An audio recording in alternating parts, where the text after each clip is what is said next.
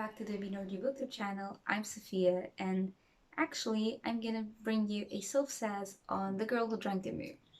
So, this is a middle grade book. As usual on my Soph Says, it will be as spoiler free as I can make it. If there are any spoilers, I will warn beforehand and when the spoiler ends, so you have no problems with that. I read this book in July and I gave it a 2 stars.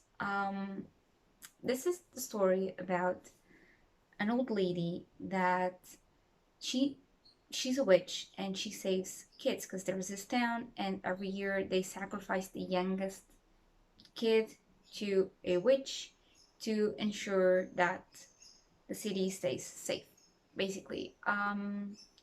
So we start following the day of another sacrifice, and a mother is protecting her child from being sacrificed, and there's this whole ordeal, and the child gets snatched and sent to the forest to appease the witch. Well, the witch is not that bad, and she actually saves children. She doesn't understand why, but every year, around the same date, uh, a child appears in the middle of the woods, and she is completely against leaving a child there. So she takes the child and she travels all the way up to another city and to find a suiting family for that kid.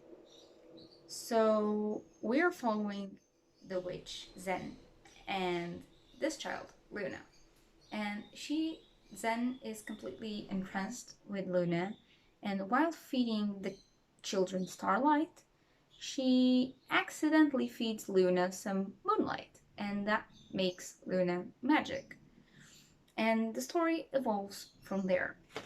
Now, this is a middle grade book, and for a middle grade book, I have to say the plot is complicated, y'all, because there's this whole lot of plot lines happening because you have Zan's plotline, Luna's plotline, the city's plotline, a boy's plotline, the town's magistrate thing plotline, and the more you advance in the story, the more plot lines you have, and it's a lot. I'm 23 and I had some trouble following this. I'm imagining my brother who's 13 reading that. He would be completely lost, and I don't think that is a good book for kids. Um, I believe some plots were just left open and completely, yeah, you know what? I started the storyline, but I don't know what to do, so I'll just leave it there. And you're like, great, what do I do with this now? And you just have a little plot line open there and you don't know what to do with it. So, yeah, character wise, Zan was a really good character.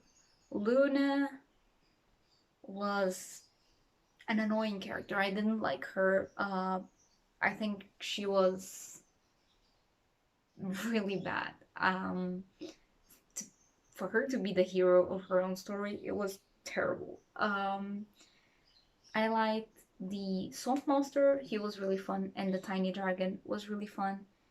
The other characters were ew. Like, ew. It was terrible. The time jumps in there were awful. You were always jumping back and forth between timelines and events, and you never know where you are until like later in the page when they eventually mention that 5 years have passed, and you're like, oh, well, I have jumped in time, haven't I? So yeah, that happens. The ending was, mm, it was not satisfying. I really didn't like the book. I think the book was really, really overhyped.